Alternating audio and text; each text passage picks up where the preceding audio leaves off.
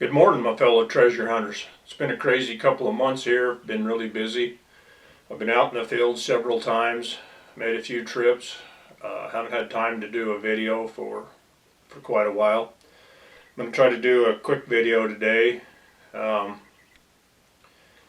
and just talk about the importance of Google Earth again and how big of a tool it is for treasure hunters and explorers, and some of the ways that we use it to find areas in our research, and how to find areas to focus our research on. Not all areas are equal, and you need to find the locations that have the impacts, that have the features that of man and beast, and where there's water and trails, and where the trails come together, where the glyphs are, where the springs are that are kind of hidden in the middle of nowhere.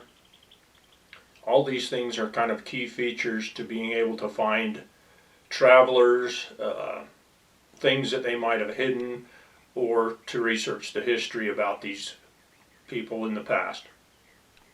So with that, I'm going to get right into it. Especially out here in the west, it's been a cool, wet spring, but it's been beautiful.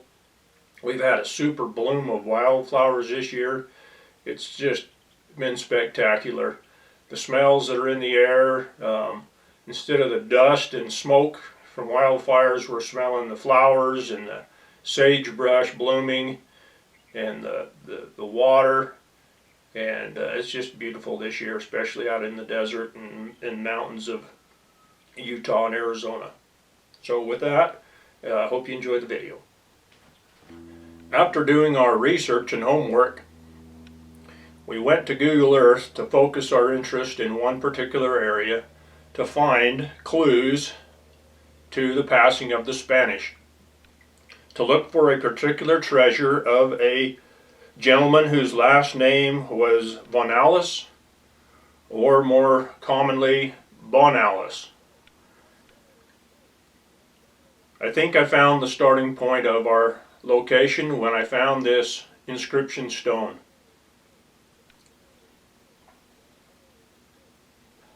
After flying a drone around to look for clues and to get a localized view of the area, to find the landmarks and things, we decided to focus our interest in a couple of areas that were heavily used by travelers from the past. Both travelers from the past and travelers from the present. When metal detecting and searching, that always makes things challenging, because you never know whether you're going to find a nickel or a gold nugget.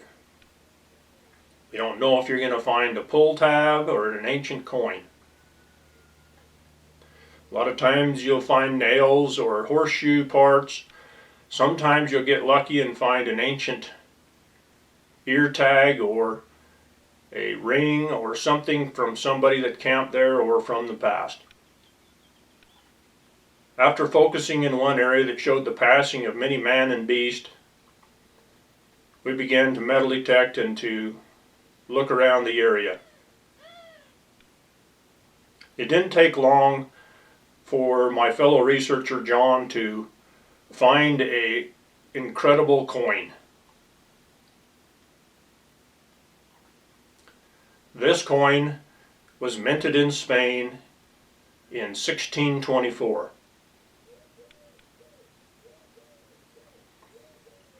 What's interesting about this coin is that in 1640, the coins that were still in Spain were re-stamped with the new king's signature or reaffirmation on the coins. So they changed. They were double stamped.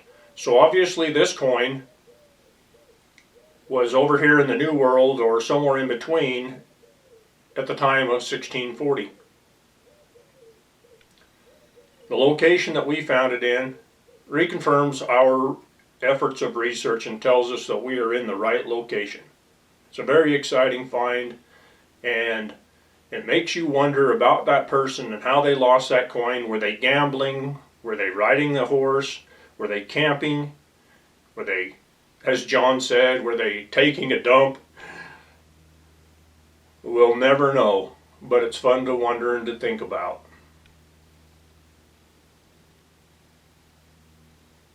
Metal detecting is a fun way to be able to find things from the past and to check your research to find things that in your research that confirm that this area was used indeed by the Spanish or by whichever group of people or individuals you are researching.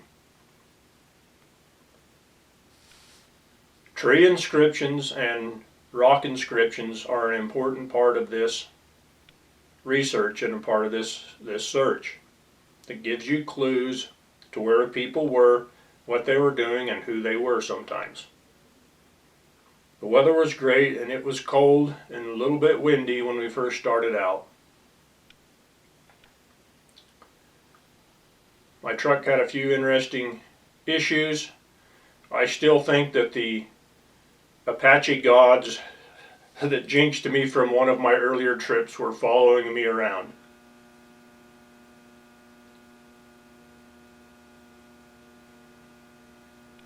Nothing too serious, just little things that make the journey interesting and challenging sometimes. We had a great time, found some interesting things, found some things to go look for again, and furthered the research in this particular location. All in all, it was a great trip. One little frustrating thing was Tracy found something interesting in the edge of the creek, and it seemed to be a coin or a gold nugget, and it took us over an hour to finally retrieve that item, only to find that it was a brass 22 bullet casing and a piece of a tinfoil candy wrapper. Silver horseshoe.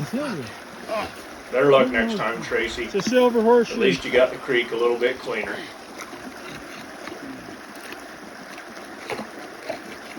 Yeah, we need a regular shovel. Get down in there and scoop it up.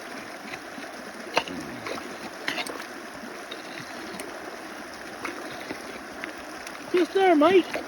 Dig it up for me. Come on, Jack. Come on, deeper. Jack. It's still attached to the horse. I watched that one episode where they're detecting and Gary finds something and it shows one frame where Jack starts to dig a little bit and the next frame he's just pouring sweat and there's a hole about that big. Yeah. Cut. Just there, mate. Just there, mate. Every time that we would try to retrieve the object from the creek, it would go a little deeper in the gravel or move around in the bottom, and a shovel is not a good tool for trying to do this. A sand scoop would have been just as frustrating because I think the holes in a sand scoop, some of the things would have went through the holes in a sand scoop, and I don't think a sand scoop would have been able to work around in the boulders of this creek. But after a lot of persistence and effort, we finally were able to get the mystery objects out of the creek and discover that they were a 22 bullet casing and a tinfoil wrapper that had been wadded up from a gum wrapper. Anyway, it was a fun time and we look forward to going there and doing things again.